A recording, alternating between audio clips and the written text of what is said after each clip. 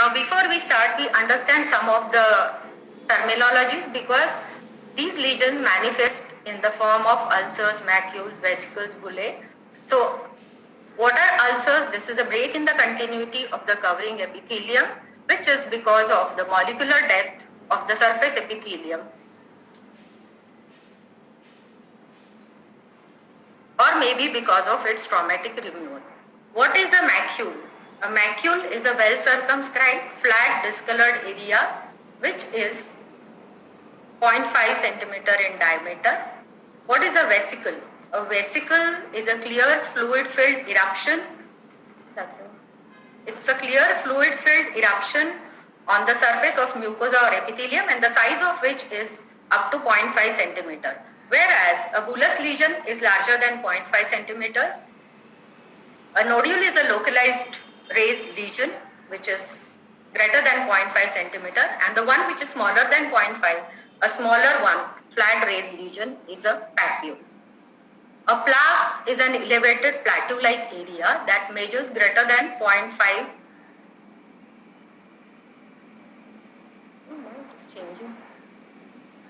It is greater than 0.5 centimeters in diameter. So with the terminologies, let us go to the classification of the mucocutaneous diseases. It includes a vast number of lesions. Basically, they can be characterized as genodermatosis, that is those which are genetically transmitted, and non-genodermatosis. The non-genodermatitis, according to the etiology, again can be infectious and non-infections. We know the various infections, the viral infections, bacterial infections, which can have both cutaneous as well as oral manifestation. Then there are non-infectious diseases which could be immunological or non-immunological. The immunological, if they manifest in the form of vesicles and bullae, they are vesicular, or otherwise they are non-vesicular.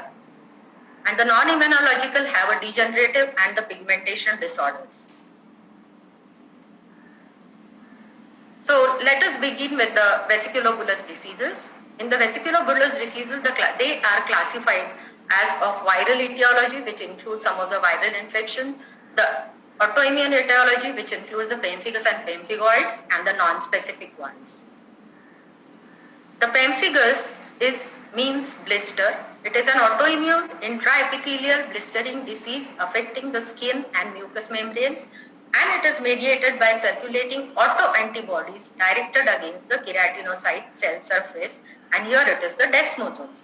The types of pemphigus are pemphigus vulgaris, which is the commonest type, then is foliaceous, wedge dance, and erythematosus.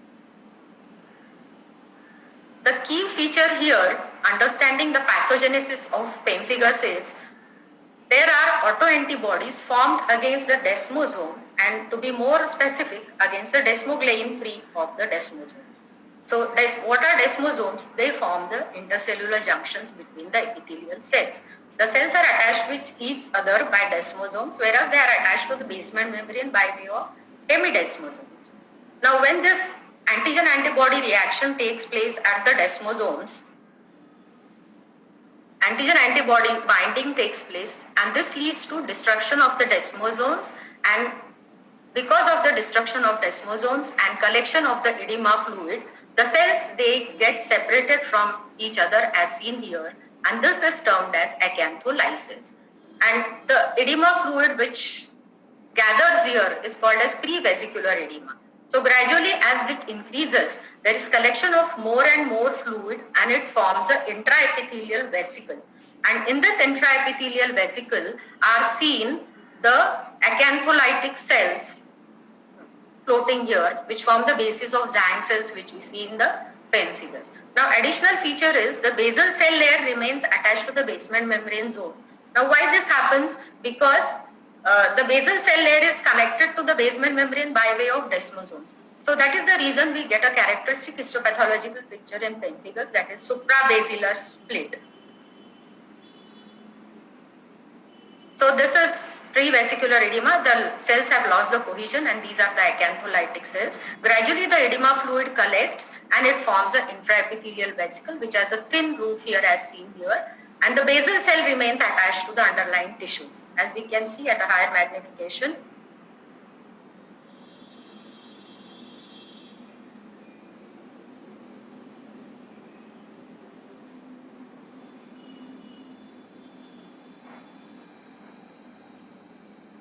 we can see with the higher magnification here, and these are the acantholytic Zhang cells which are seen in a Zhang smear. The pemphigus vulgaris, which is the most common type, involves oral mucosa very often, and it is characterized by formation of intraepithelial vesicles and bullae. Since it is intraepithelial with thin roof, they soon rupture and form eroded areas, which may get secondarily infected.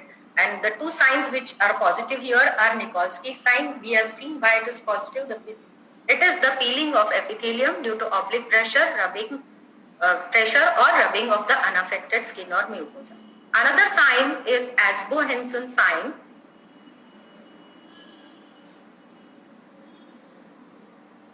That is, when a lateral pressure is applied on the edge of a blister, it may spread laterally in the unaffected skin. Now these are the lesions, these are the vesicles which are smaller in size, and these are the bullae. They all rupture very soon, leaving the eroded areas.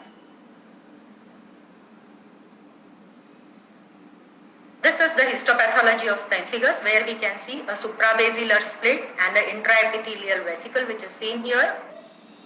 The Zhang test is positive, it shows the Zhang cells or acantholytic cells. Diagnosis is confirmed by immunofluorescence. Immunofluorescence binds the site of antigen-antibody reaction, and hence it is at the cell surfaces, and what we get is a fishnet appearance of immunofluorescence. The treatment is corticosteroids, antibiotics, and supportive therapy. Now, there are variants of pemphigus vegetans, foliaceus, and erythematosus, paraneoplastic pemphigus, and familial benign pemphigus, also called as Hailey-Hailey disease. Now, what is a Zhang test, which we talk about? It's a simple diagnostic cytological method for mucocutaneous lesions or infections. A material is scraped from the base of a freshly ruptured blister. It is smeared on a glass slide and stained with Pap stain, Giemsa stain, or toluidine blue. It shows the various types of cells. In pemphigus vulgaris, it shows the acantholytic cells. In herpes, it shows the cells, virally infected cells, which are undergoing ballooning degeneration. This is what we see in herpes simplex and varicella zoster virus.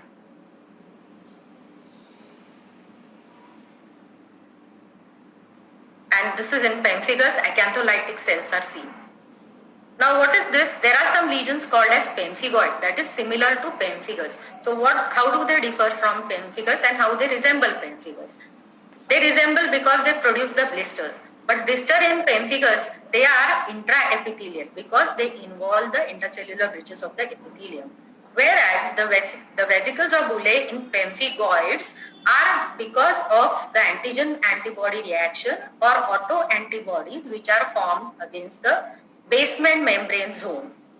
And when the pemphigoid occurs, these blisters are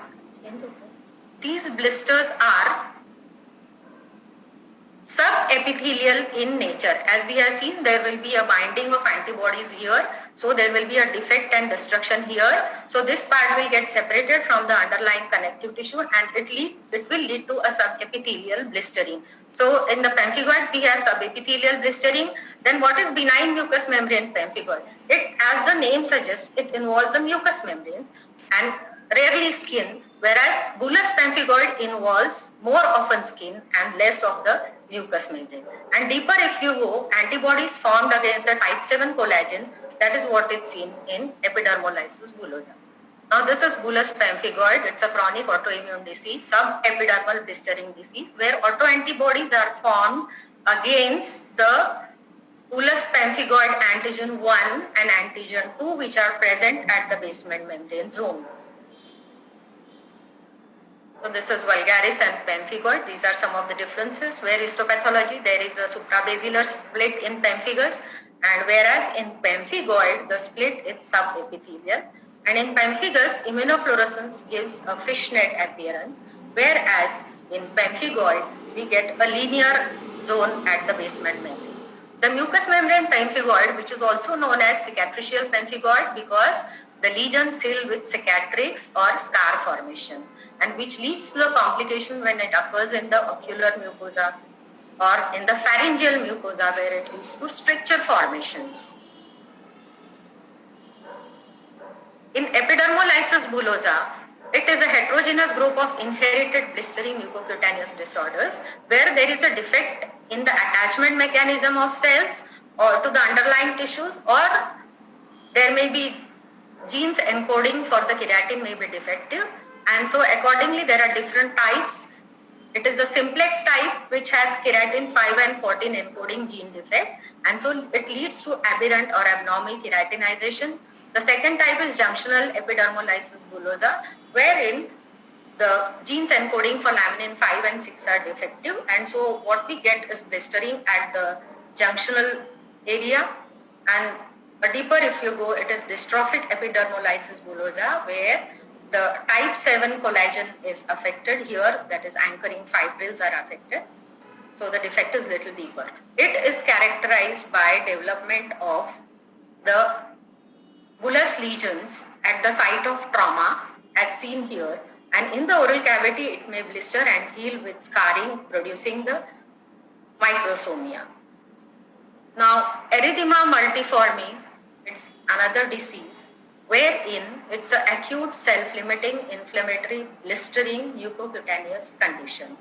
It is a spectrum of diseases. The minor form is erythema multiforme, that is erythema multiforme minor, which is the mildest form of the disease, and the more severe form of the disease is Stevens-Johnson syndrome or toxic epidermonecrolysis.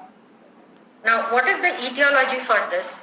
It is the immunological derangement which is triggered by either infection or exposure to the drugs.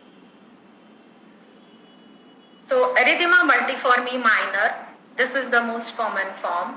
It is self-limiting recurring mucocutaneous reaction, and it is characterized by presence of target lesions. By presence of target lesions, what are these target lesions? These are also called as bullseye lesion. They have a central zone of either a macule, papule, or a vesicle around which there are concentric rings of erythema. There are concentric rings of erythema as seen here. And why it is called as multiforme? Because variations in the appearance of these lesions can occur in different forms, and that is why it is erythema multiforme. Sometimes it may be limited to oral mucosa only. The lesions are either macules, vesicles, bullae or ulcer, and they have a hemorrhagic tendency because of the erythematous lesions which are seen here. And they are more commonly seen on the anterior part of the oral cavity, that is the lips, and they soon dry up and form the bloody crustaceans on the lip. The more severe form is multiforme major. Here, along with the skin, there is involvement of the two mucosal side. Again, it is also triggered by the drugs. It has two forms on the severity, depending on severity. One is Stevens-Johnson syndrome and toxic epidermal lysis. Now, in Stevens-Johnson syndrome, it is because of exposure to drugs. It involves, along with the mucosal and skin lesion, there is ocular and genital lesions which are also seen. The lesions may not be typical targets, they are atypical flat targets or macules. The lesions may heal with scarring. The ocular lesions may also show scarring, which is symblepharon development. And in addition, there is genital involvement. The severest form is toxic epidermal necrolysis. This is also triggered by the drug exposure, and there is drug diffuse sloughing of the skin or the mucosal surfaces. Now, histopathologically, if you see, it is characterized by intraepithelial vesiculation. There is destruction of the basal cell layer, which leads to the epithelial loss. The treatment is corticosteroids, antibiotics, and antifungal agents. Psoriasis is a chronic inflammatory dermatologic disease which rarely has the oral manifestations. The skin lesions are in the form of papules which are covered by delicate silver scales which resemble the thin layer of mica. And when these are pulled out, they leave bleeding points which is called as Auspitz sign. Intraorally, white plaques with erythematous base are seen, and there are multiple papules which may be ulcerated. Histologically, the characteristic appearance is that the epithelium shows parakeratosis, elongated club-shaped reteridges, and the presence of Monro's abscess, which are the intraepithelial abscesses. Keratosis follicularis is a Darius disease which is characterized by aberrant epidermal keratinization, and so intraorally it is seen as minute papules with a cobblestone appearance as seen here. Histologically, it has typical hyperpara-aberrant keratinization, and there are the cells called as cork rods and cork grains. The grains are seen in the granular cell layer, the grains are seen in the hyperkeratotic layer, and the rods are seen in the granular cell layer of the epithelium. And the treatment, since it is a keratinization defect, the oral retinoids may be of help. Lupus erythematosus is a disease of autoimmune origin where the antibodies are formed against the own cells, that is anti-nuclear antibodies may be present. It occurs in two forms. The severe form or more generalized form is systemic lupus erythematosus, and other one is discoid lupus erythematosus. The systemic one has it is with the development of erythematous patches.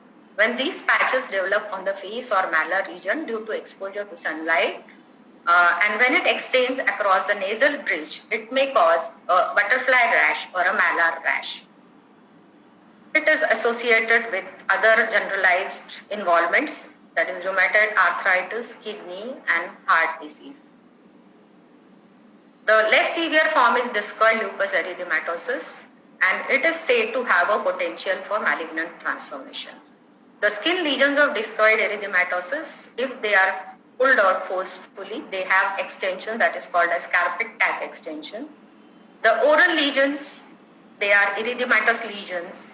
These are erythematous lesions with white keratotic borders. The lesion heal towards the center and they extend towards the periphery. Histologically, it resembles with the lichen planus histopathology, but here you can see a widespread inflammatory infiltrate in the connective tissue, and the inflammatory infiltrate is more localized in a perivascular location. The lab findings include Early cell phenomena, and diagnosis is with the help of anti-nuclear antibodies present. Scleroderma, as the name says, it is deposition of excess amount of fibrosis. There are various disturbances which are suggested which can lead to fibrosis, but finally what you get is increased collagen deposition in the tissues. It has got variants, a circumscribed or localized form and a systemic sclerosis, which also includes the Crest syndrome. So because of excessive deposition of collagen beneath the skin in the subcutaneous tissue, the skin gets hardened, it gets fixed, it cannot wrinkle, and it gets a typical mask face appearance. Because of fibrosis, there are claw fingers. The oral manifestations are all because of the excessive fibrosis. Tongue becomes stiff, same way soft palate and larynx are also involved. Gingival tissue is pale and usually firm. The salivary glands also show Sjogren's disease-like symptoms. The characteristic radiographic feature is widening of the periodontal ligament space. There is widening of the periodontal ligament space, and histopathologically there is excessive collagen deposition with hyalinization, and the overlying surface epithelium, it shows atrophy. Hereditary ectodermal dysplasia, it is characterized by congenital defects of one or more ectodermal structures. So all the ectodermal structures are affected. It is the skin, skin appendages, glandular tissue, salivary glands, lacrimal glands, and it also affects the oral ectoderm, and hence development of tooth is also affected. It is X-linked recessive Mendelian in nature. The facial appearance is very typical. It is with depressed nasal bridge, frontal bossing, and protuberant lips. The skin is smooth, dry because of the absence of sweat glands. There is a heat intolerance, or there may be hyperpyrexia. The hair follicles are involved, so there is thin and sparse hair. The lacrimal glands gives rise to xerophthalmia, and involvement of salivary glands gives rise to a dry mouth. Because the oral ectoderm is also involved, there is anodontia, oligodontia, malformed teeth. And as the teeth show anodontia, there is reduced vertical, the alveolar processes remain underdeveloped because they need the functional stimuli from the teeth. So they lack this, so there is reduced vertical dimensions, and that is the reason the lips appear to be protruding.